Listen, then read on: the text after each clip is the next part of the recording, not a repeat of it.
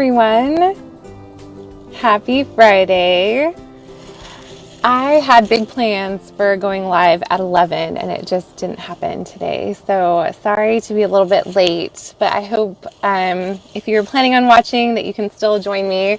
I'm actually coming to you live from my minivan. Check it out.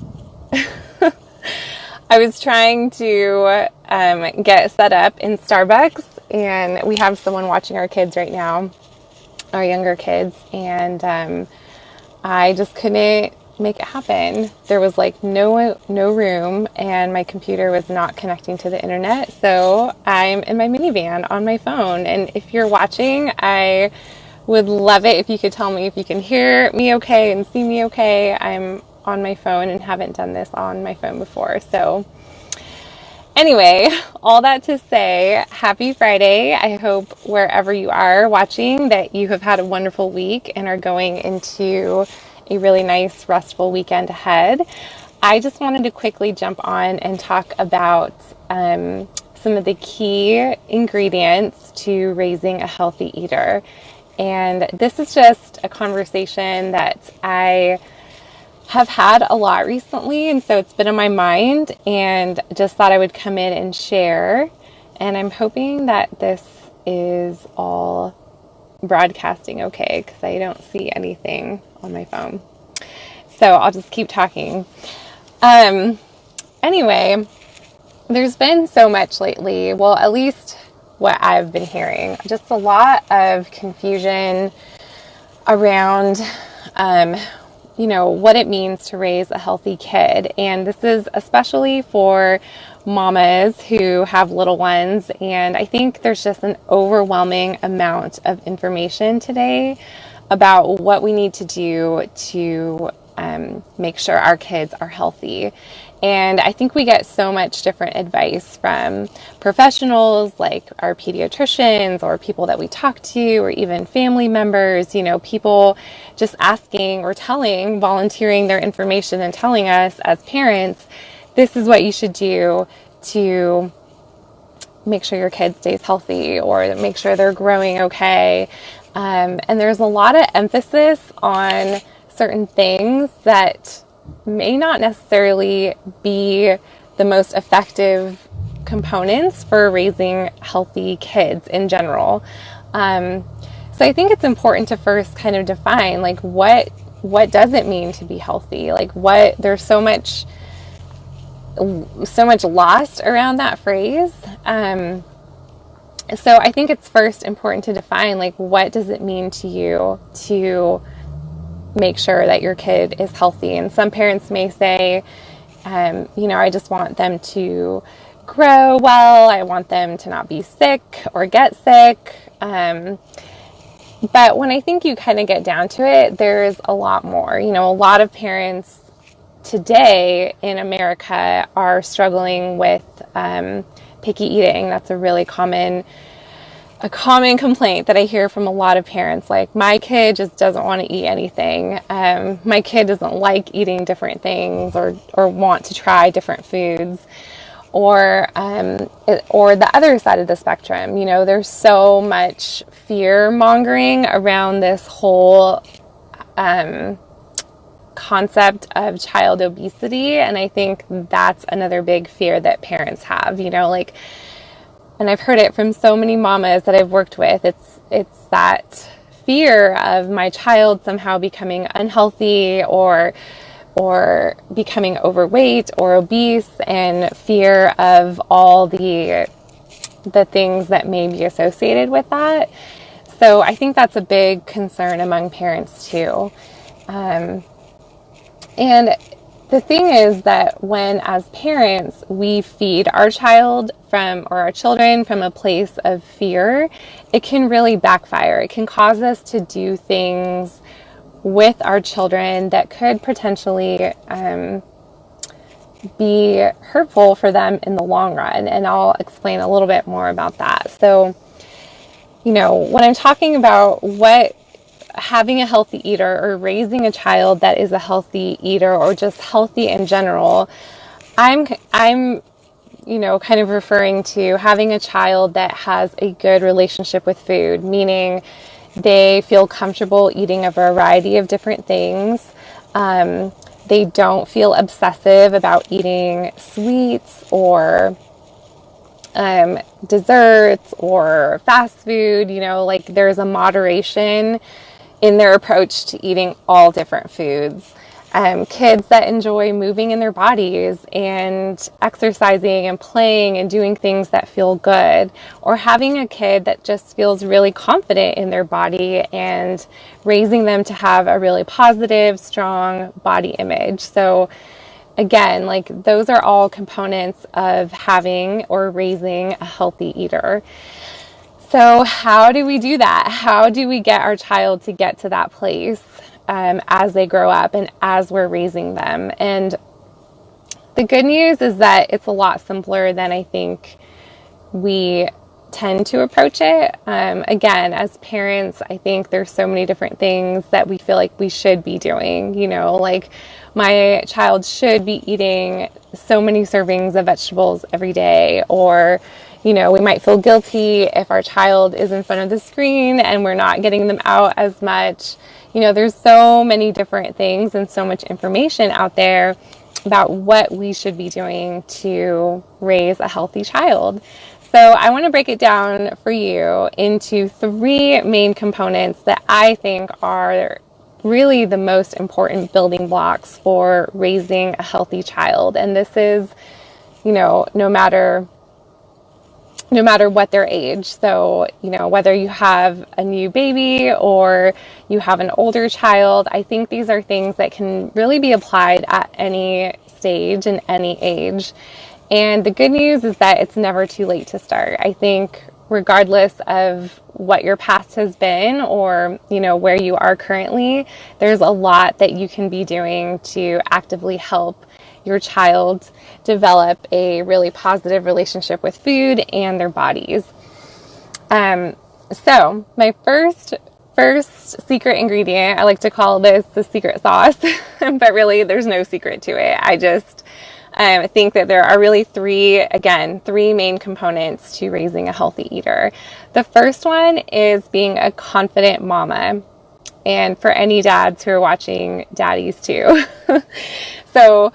But speaking more to any mamas who are watching, I think the first and most important, one of the most important foundations to raising a healthy eater is to be really confident as a mother first. So, if you've had a history yourself of disordered eating, or if you have been a chronic dieter, or if you maybe just don't really trust yourself with eating certain foods, or if you yourself might feel uncomfortable in your own body, or just feel like body image is something that you yourself may struggle with, I think it's really important as mothers that we have the opportunity and the space to heal from those things and really kind of reflectively look back in our lives and be able to work on resolving any past issues with food and our bodies. I think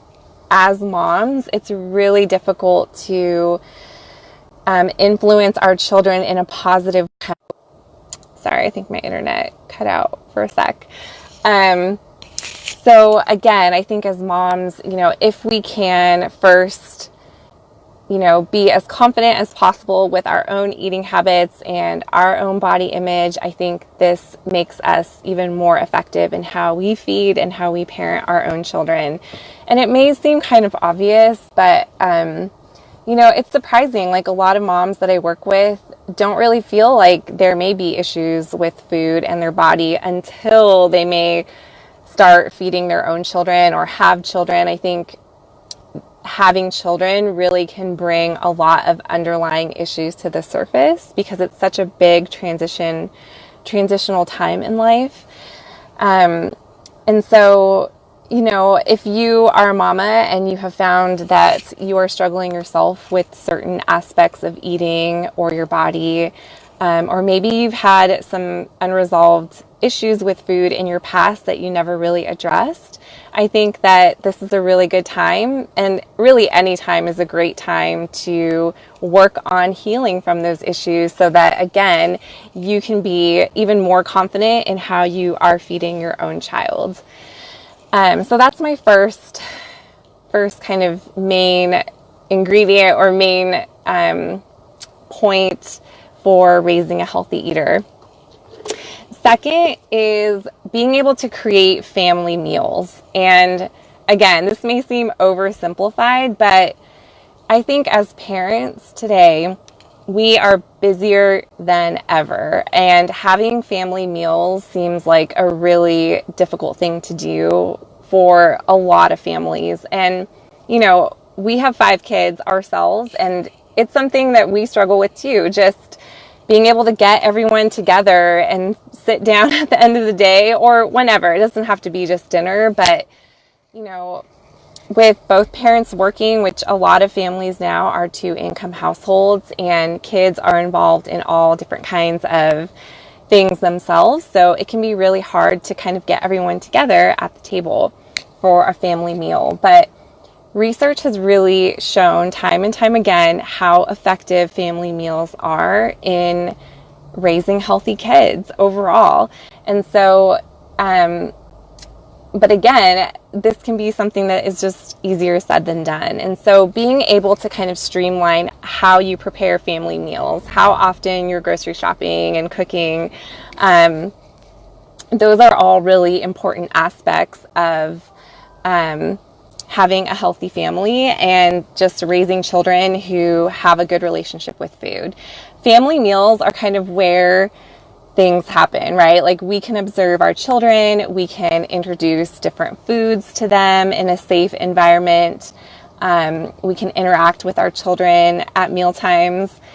And, you know, it's not always going to be this amazing, glorious thing. Usually family meals can be chaotic and stressful, but I think as parents, if we can really find ways to simplify those aspects of feeding our families and making sure that we're coming together, you know, even if it's not every day, I always encourage families to just start with where you're at. So if you're currently not having any family meals, you know, set a goal of having at least one meal a week. And it doesn't always mean it has to be like a home cooked meal. It could be something as simple as getting takeout or getting pizza and sitting down together at home and just being able to have a meal together and connect over food, I think is a really important component of raising healthy kids. So that's my second point. Third point is to nurture a positive feeding relationship with your child. And this one is a little more, I guess there's a little bit more involved with this, but you know, a lot of times as parents, we think about feeding our kids more in terms of what we're feeding them, right? Like, it's like, I got to get them to eat vegetables, or they need to eat more fruit, or, you know, we worry if our child seems to be eating too much or not enough. And really, it's more about just the types of foods that we're offering our kids. It's about a relationship that's developing between us and our children. And feeding our children is a relationship. It's not just the food itself. It's more about how we're feeding them, how we're interacting with them around food. And, you know, this is just an example, but it's a common thing that I hear and see a lot, and that is an issue with vegetables. So a lot of parents, there's so much emphasis on feed your child vegetables, like make sure your child is eating so many vegetables a day. And that can be such a point of conflict for parents, especially for kids who, especially I'm thinking about younger kids, but this can apply to anyone, who may just not like vegetables or may just not be into them. And this can create such a point of conflict between a parent and their child. And that kind of stress that is involved with feeling like we have to force our child to eat certain things or bribe them or, you know, coerce them, you know, telling them you just need to try one bite of this, or, you need to eat so much of that. Like, that can create a lot of conflict between a parent and a child. And those types of feeding tactics can actually backfire and create distrust in a child, in not just their caregiver, but also in their own body. So a child may learn that, oh, I can't, trust my body to eat a certain amount, or, and research has actually shown too that kids who are forced to eat certain foods, like vegetables, or really can be anything, like kids who are forced to eat certain things actually grow up disliking those foods and not want to eat them as much. So it seems counterintuitive. Like, a lot of things that are effective in nurturing a positive feeding relationship between a parent and a child, they seem counterintuitive, and they don't seem like they would be helpful. But when you're thinking about feeding your kid, it's really important to think of kind of the long game. Like, you have to think about this as a long-term thing, right? I used to run cross country. That was like my thing in high school and a little bit in college. And it's funny because cross country is really like, it's a mind game in some ways, but it's a long-term race, right? Like, I used to joke around with my friends that would run track and do like the shorter sprints, and just, it's funny how when you compare those things, like, they are totally different. And I know it's kind of a random analogy, but when you think about feeding your kids, it's like thinking about running a long race. Like, you're in it for the long haul. So you want to think about, what are these effective strategies that I can implement that are going to help my child over the long term? So, certain strategies that parents may use, and they come from oftentimes a place of really good intention, right? Like, parents are doing these things because they really want their child to be healthy, and they may worry that their child is not eating enough or not eating enough of the right foods. And so we might force them, we might bribe them. But again, all those things in the long run can really backfire and cause more issues with a child who may not enjoy eating.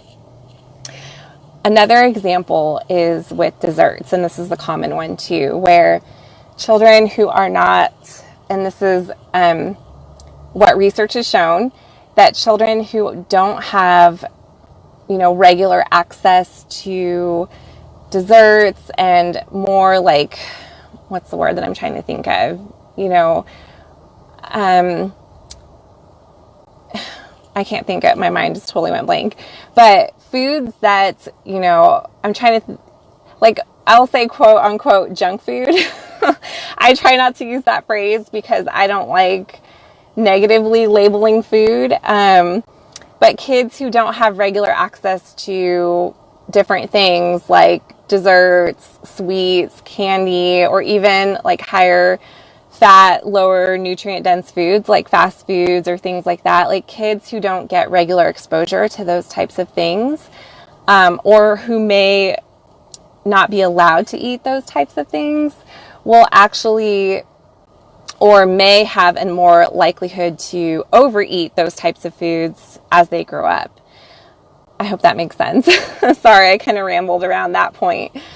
But the whole bottom line is that, we want our children to have a neutral stance toward food. So we don't want them to feel like, oh, only these types of foods are good and only these types of foods are bad, or these types of foods are bad, I shouldn't eat them. That creates a lot of conflict and chaos for kids around food, and can create a whole host of issues for them as they grow up. A lot of moms that I've worked with can remember that as kids. They think back to what eating was like for themselves as a child, and can remember, being forced to eat certain things, or being forced to eat everything on their plate, or not allowed to have certain treats or candy or things like that. These are all just, examples of how this can create chaos and confusion for a child. So that's the third component. That was a long explanation. But basically, the third important building block to raising a healthy eater is to nurture a really positive feeding relationship between us and our children. And that applies really to anyone who is a primary caregiver to your children.